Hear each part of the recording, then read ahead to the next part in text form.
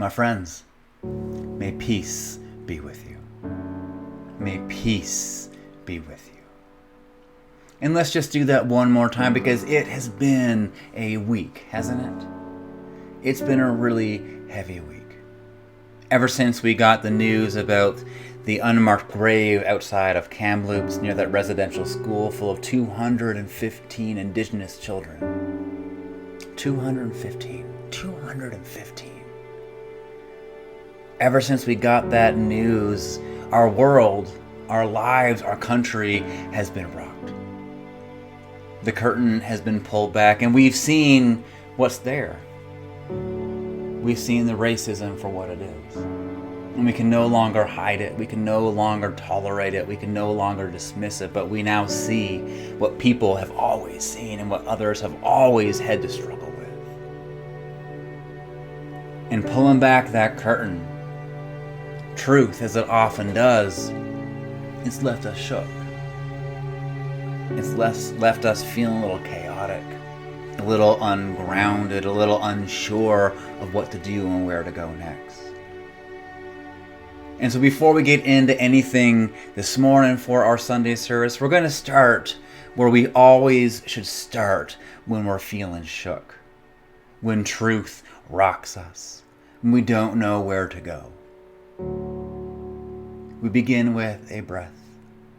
We begin by connecting to that very source of life, that ground of being, that spirit that makes all things new. We start with God.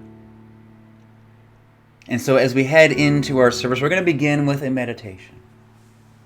And what I invite you to do is simply to sit, to breathe, and use this time to be here and find a sense of peace. To find your grounding, to catch your breath, to let your spirit catch up with your body. And find some peace so we can begin to do the work that we now have to do. Of reckoning with this truth. Of dealing with all the things that it raises. And being the people that our faith calls us to be. People of justice and peace. People who try to make this world more like the one that God made it to be. A world full of hope, joy, peace, and love. And so my friends, whoever you are, however you're coming in here, however shook you are feeling, may you know that you're in the right place. May you know that you are amongst good people, and may you know that you are not alone. And of course, may peace be with you.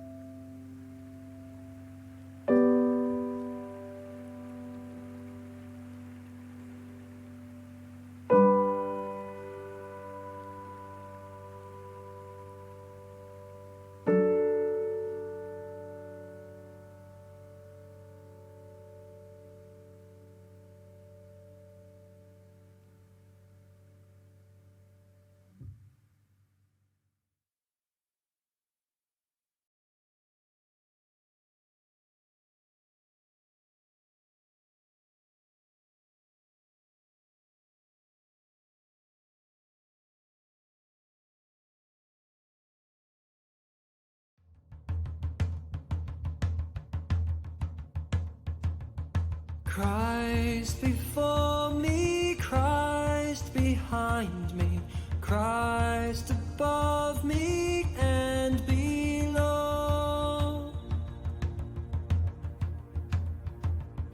Christ beside me, Christ within me, Christ around me where'er I go.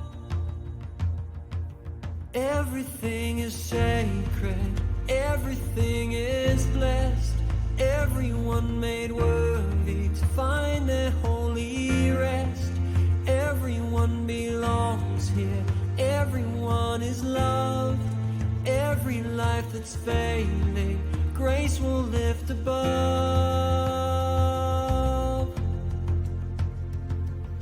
Christ before us, Christ behind us, Christ above us and below.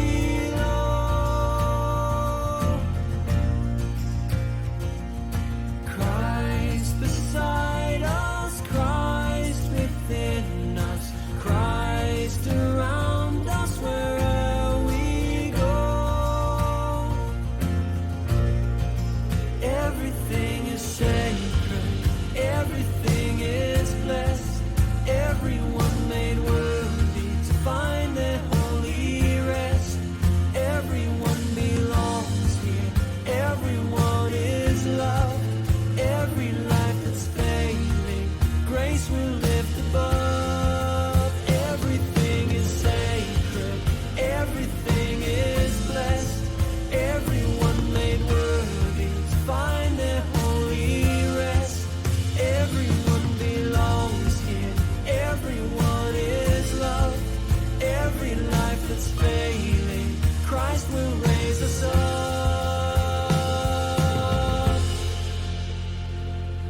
Christ before me, Christ behind me, Christ above me and below. Christ beside me, Christ within me, Christ around me where'er I go.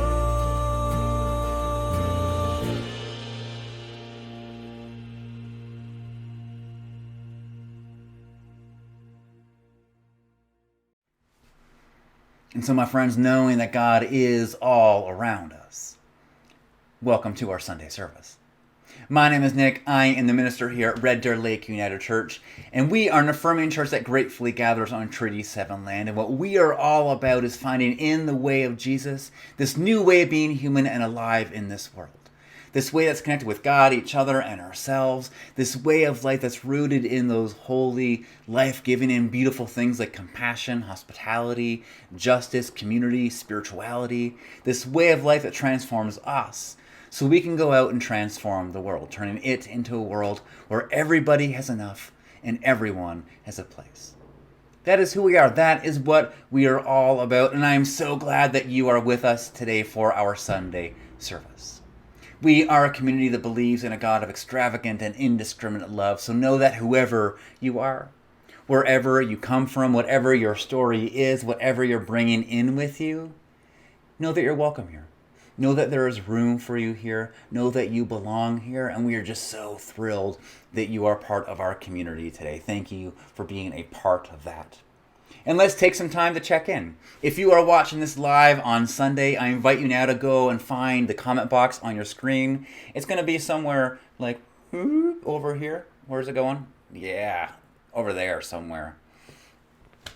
Go let us know who you are. Check in. Say hi. Let us know where you're from and how you're doing. This is one of the really great things about doing church online.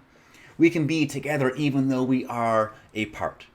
And so let's practice being in that affirming community right now by checking in with each other. And you can keep that up throughout the rest of the service. But for now, let's move into our scripture reading. And so, my friends, a reading from the Gospel according to Mark.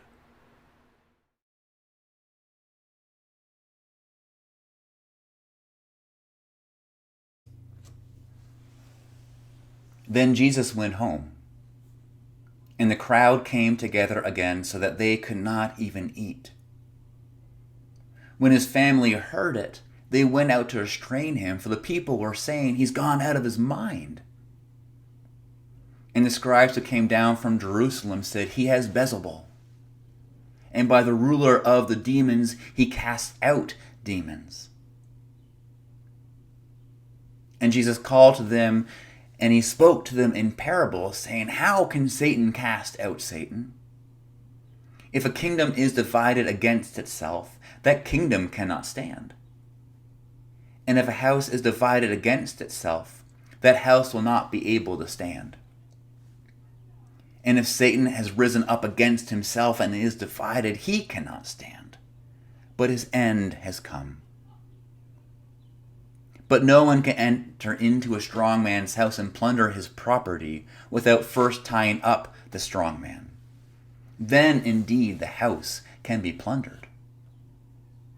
Truly I tell you, people will be forgiven for their sins and whatever blasphemies they utter. But whoever blasphemies against the Holy Spirit can never be forgiven, but is guilty of an eternal sin. For they had said, he has an unclean spirit. Then his mother and his brothers came, and standing outside they sent to him and called him. A crowd was sitting around him, and they said to him, your mother and your brother and your sisters are outside asking for you. And he replied, who are my mother and my brothers? And looking at those who sat around him, he said, here are my mother and my brothers. Whoever does the will of God is my brother and sister and mother. Hear what the Spirit is saying to the church.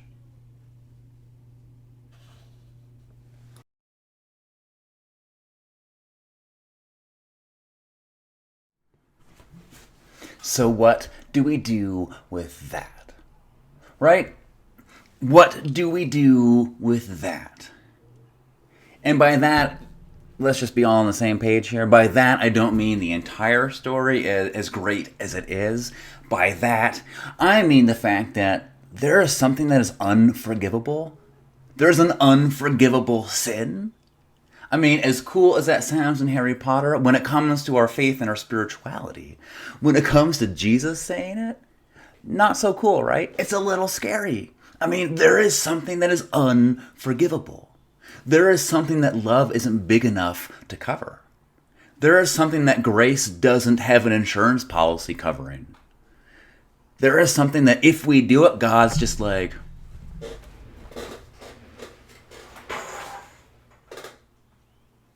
right? Right? There is something unforgivable. And that something is what Jesus calls blaspheming the Spirit. And we'll get into that in a second, because I think this is a really important thing to unpack, especially after the week that we've had. But let's just address some of those questions, because, well, I think Jesus is being intentionally provocative here. I think he's dropping a bomb to shock us into paying attention. We have to remember at times like this a truth that might be like the truth, the baseline of our whole faith and spirituality, the very heartbeat of it all. And that's this truth that says nothing is bigger than love. That nothing, as Paul writes in one of his letters in the New Testament, nothing can separate us from God's love, because nothing is bigger than love. That there is nothing we can do, nothing we can say, nothing we can become that grace can't cover. And so while this does shock us into asking all those questions, the thing we have to hold on to as we enter into this discussion is that nothing can separate us from God. That love is the most powerful thing. That there isn't anything that grace can't cover. And so as we enter into this discussion, let's hold on to that. Let's maybe let that bring us a bit of stability, a bit of grounding, a bit of reassurance. Because while it will do that, it also lets us, I think, really hear what Jesus is saying here. Because I think he is being provocative. I think he is trying to shock us into being like, whoa, stop, hold the phone. what are you saying? What is going on here? What do I need to avoid here? What is the big problem that you are calling out? Are you with me? So let's talk about blaspheming the Spirit. Because, it's a loaded word, right? It literally means to speak against. And you can't really say it without yelling it, like blasphemer, right? Yeah. It's got all kinds of religious weight to it. It comes with this whole notion and idea of saying or believing the wrong things about God, speaking against God. And that's fine. I mean, we can roll with that. Because what we believe does matter. What we say does matter. What we think does matter. But for me and how I understand what Jesus is all about, that's almost too small. It keeps it regulated to the religious sphere when I don't think Jesus is really at all interested in talking about what it means to be religious. What he's interested about, what he's all about, is talking about what it means to be human. And so when we talk about blaspheming the Spirit, we need to make sure we don't stay within religion, doctrine, creed, church stuff. But when we talk about blaspheming the Spirit, and really anything when it comes to our faith and spirituality, and whenever we talk about it, we need to zoom out. We need to get the right kind of lens, the right kind of scope, and ask, what does this have to do with what it means to be human and alive in this world? What does this have to do with a life connected to God, each other, and ourselves? What does this have to do with a life that hums with reverence, a life that is always meant to be? A life that is oriented towards being transformed people who go out and transform the world. And so our question today isn't really, there's something that's unforgivable. Our question really is, what does blaspheming the Spirit have to do with how I live? How I orient myself in the world, about how I relate to others, about how I live and move and have my being in the world. That is our question. Are you with me? All right, so that is our question. And there are a couple ways to go in this. And I think we're going to go two different ways today. Both ways that will kind of maybe end up in the same place, but two ways we can understand what blaspheming the Spirit is. And the first one is a really popular one, and it has to do with calling something God that isn't God. You blaspheme the Spirit. You speak against the Spirit when you say something is divine, holy, good, of God, when in actuality it is evil, corrupt, oppressive, dangerous, and toxic. To blaspheme the Spirit is to call something God that isn't of God. To call something good that is actually bad. To call something life-giving that is actually life-taking. And if you are on the same page as me this week and you're still sitting with the discovery of that unmarked grave with all those children inside it, I think of residential schools. Hold on, someone is mowing their lawn next door. It's like hot outside, so you want the doors open, but then you can't work because all the noise comes in and then the wind comes in. Anyways, what are we talking about? Yeah. One way we can understanding blaspheming the Spirit is by looking at the whole residential school system. This whole thing that was done by, in part, the church. That was done in the name of God, but when you look at what their intention was, when you look at what they actually did, when you look at the consequences of it all, God was nowhere in it. God was nowhere near it. It wasn't of God at all. It was actually moving against God. And so one way we can kind of get a really good example of what blaspheming the Spirit looks like is by looking at the whole residential school system. This thing done in the name of God that actually led to death, genocide, systemic racism, and brought our country to the point it is at now with all these awful, horrible problems going on in our world that we can tie directly back to that and even further back. That's what it means to blaspheme the Spirit. And that's what Jesus is calling out here, saying that is unforgivable. And we'll come back to why. But another way we can understand blaspheming the Spirit, and this one's a bit more universal. This one is looking at our own lives a bit more. This one's going to take us inward for each of us. So we have a more structural understanding. And now we shift to a bit more of a personal understanding of what it means to blaspheme the Spirit. And as we kind of go inward, let's remember, who is the Spirit that we're talking about? Who is the Spirit that we are working against? And in our tradition, to talk about the Spirit is a way to talk about that divine energy that brings peace to chaos, that brings wisdom and truth to power, that draws everyone deeper into life. When we talk about spirits, we are talking about that divine presence that animates, that energizes, that liberates. We're talking about that divine force that brings all things together, moves all things forward, and makes all things new. We're talking about that very spirit of peace, life, and truth.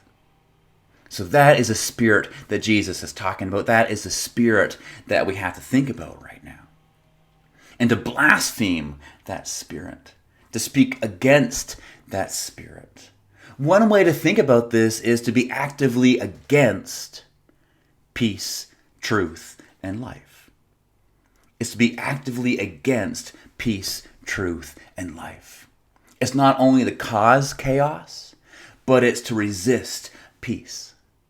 It's not only to lie and spread untruth, but it's to resist and avoid truth. It's not only to take life away, but it's also to block, suppress, and dismiss life. When we talk about blaspheming the Spirit, we're talking about all the ways that we unintentionally, or maybe even intentionally, flip that around, get in the way of peace, truth, and life. And not only for ourselves and our interior lives, but also for our exterior lives and for those around us, for the world around us.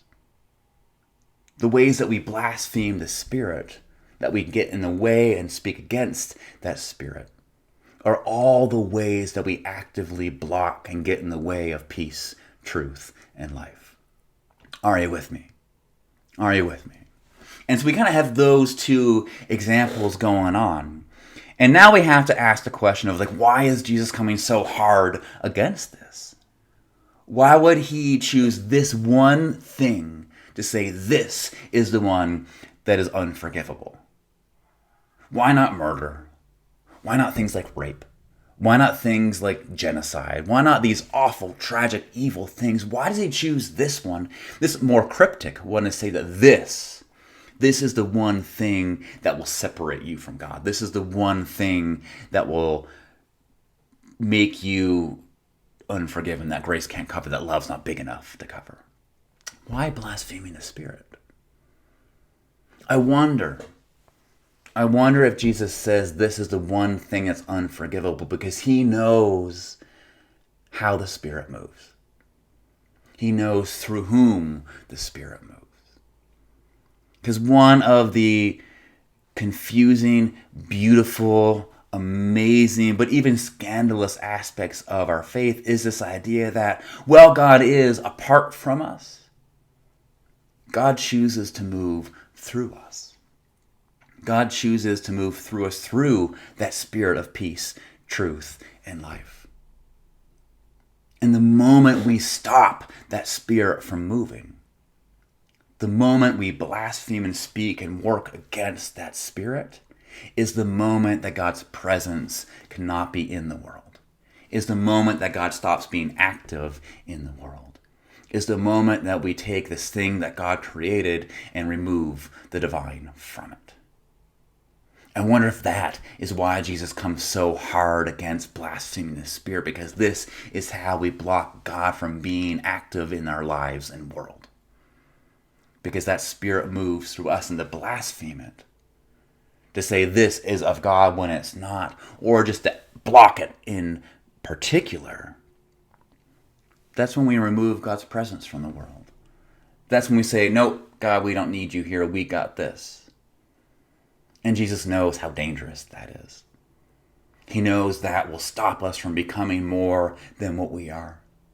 That will stop reconciliation from happening. That will stop healing from happening. That will stop transformation from happening. That will stop love from moving through this world and changing everything.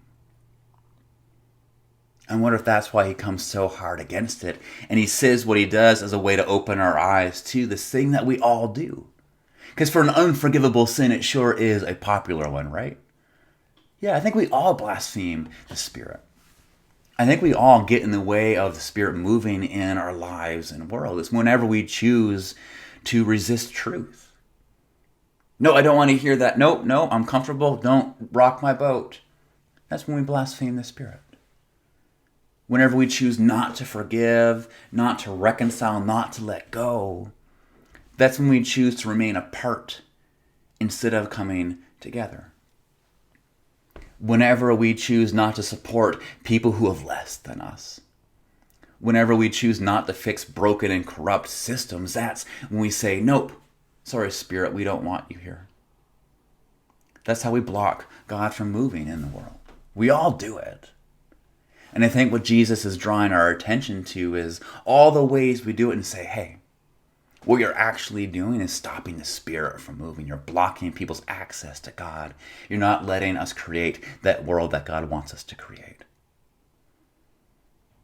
And I wonder if this is one of the questions we have to ask right now as we reckon with the whole residential school system and the toll it's taken on our country, and we kind of see what's behind that curtain. One of the things that we have to ask is, how are we complicit in that? How have we blocked the Spirit? How by not talking about it? How by keeping that curtain shut? How by refusing to actually sit with it? Are we blocking peace, truth, and life from entering into our world? What are the ways that we internally don't want to reckon with what that means and therefore block the Spirit from moving? Maybe that's the question we have to ask right now, especially as white, privileged settler people. How are we involved in that? Whether structurally and institutionally or just in our own lives, how are we blaspheming the Spirit? How are we actively working against peace, truth, and life? And so I'm going to leave that question with us. We can pick up the conversation in our Zoom time, but I'd also encourage us all to think about this at home, to talk about it with our friends and our family, to bring this to some literature and books and podcasts that we can engage in, and try to figure out, how do we work against when Jesus calls us to work with and for? How can we pivot from being neutral to choosing the side of peace, truth, and life? How can we get in with the Spirit instead of working against the Spirit? And so as we rumble with these really, really tough questions, as we try to navigate this and actually choose to see what's behind the curtain and rumble with it and work towards healing, truth, and reconciliation, let's go boldly, let's go courageously, let's go vulnerably, and let's do it together.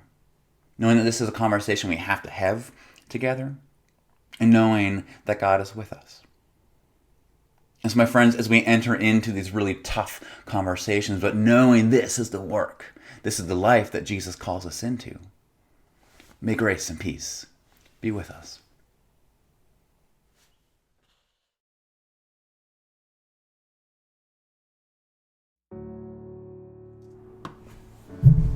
And so today for our prayer time, we're going to change things up a little bit, and we're going to pray through art. We're going to pray through the spiritual practice of icons. We're going to let a piece of art draw us into a conversation with the divine, to let it open up a time of lament for us to do together. A lament for the 215 deaths, for all the other deaths that are unaccounted for all the missing and murdered indigenous women and girls, for the systemic racism that exists in our country, for all of that. We're going to enter into a time of prayerful lament. To enter into a time of saying, this is not right. This is not how it should be. This is not how it's meant to be. And to ask God for the courage the resilience, the vulnerability, the humility, and the curiosity to go and join in the work of healing and transforming our world. And so the piece of art we're going to be using today is from the Inuit artist Tanya Taqaq. It is a piece of art called Vomiting Crosses. I'm not going to say any more about it. I want the art to do its thing. But as we enter into this time of lament, I invite you to enter into it boldly, to enter into it without needing to have any words, just to let all of this out and inviting the Spirit in, that spirit of peace, truth, and life. And so, my friends, as we enter into a time of prayerful lament, let us pray.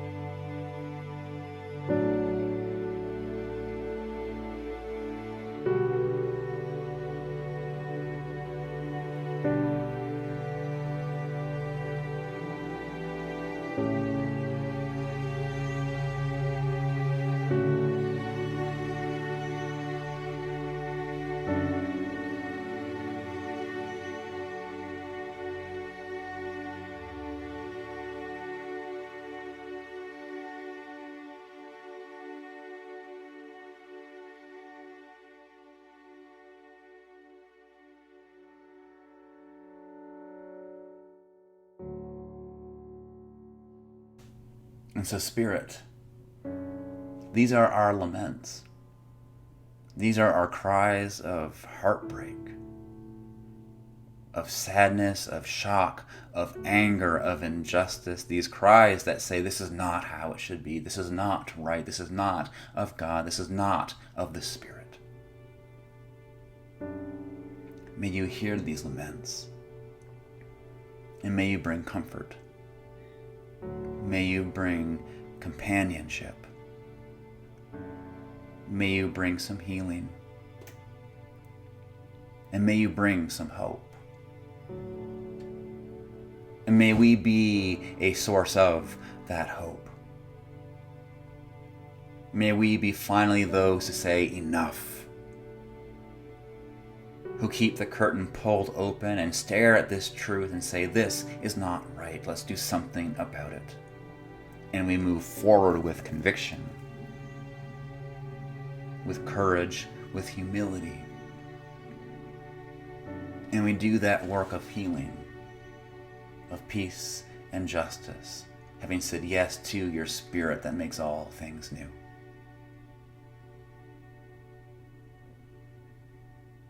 And so, God, we end with a poem. This poem that reminds us that we are meant to be people of justice. This poem written by one of your children, Abigail Echo Hawk. This poem that we will keep in our hearts as we move forward and join you in this work. When they buried the children, what they didn't know, they were lovingly embraced by the land. Held and cradled in a mother's heart, the trees wept for them. With the wind, they sang mourning songs their mothers didn't know to sing, bending branches to touch the earth around them. The Creator cried for them, the tears falling like rain.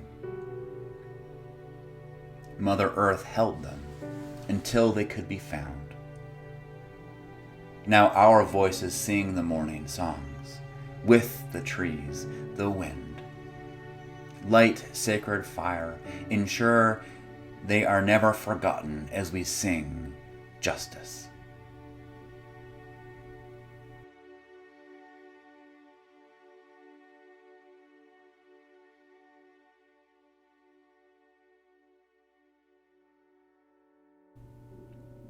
So God, may that be our song. May we join in with creation, with you, with our indigenous siblings.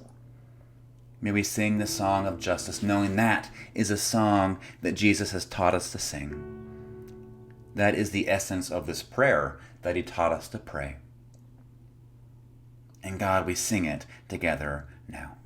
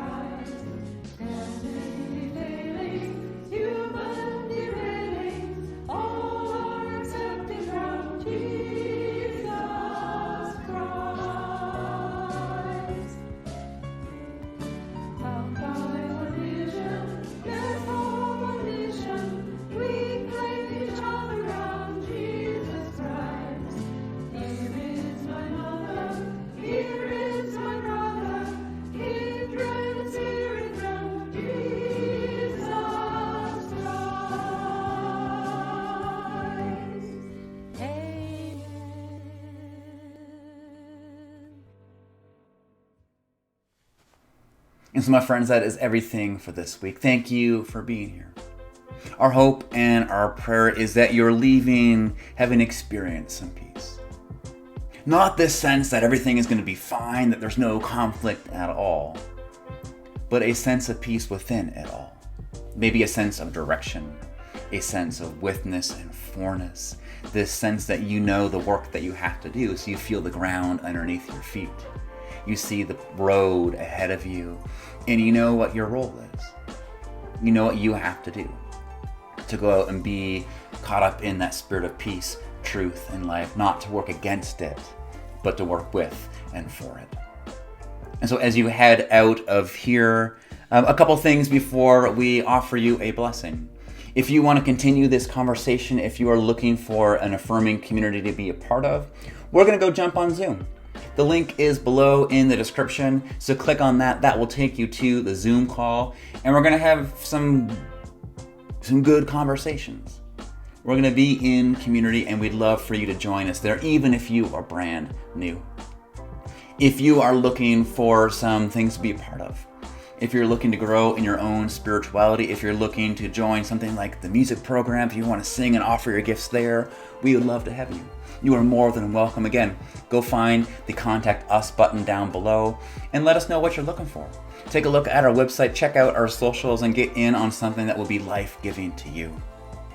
And if you have enjoyed this service, if you enjoy our work, if you believe the world needs more hope, meaning, and purpose in it, we'd love to invite you to support our work by clicking the donate button in the description. It all counts, it all matters, and it all helps us do this work of offering people meaning, hope, purpose, and connection in this really difficult time. And so go check out all of that. Join us on the Zoom call, but let's leave you with this. Let's leave you with this. I invite you to put your feet on the ground. I don't know what I'm going to say. Give me a second. Yeah, let's leave you with this. Let's leave you with this.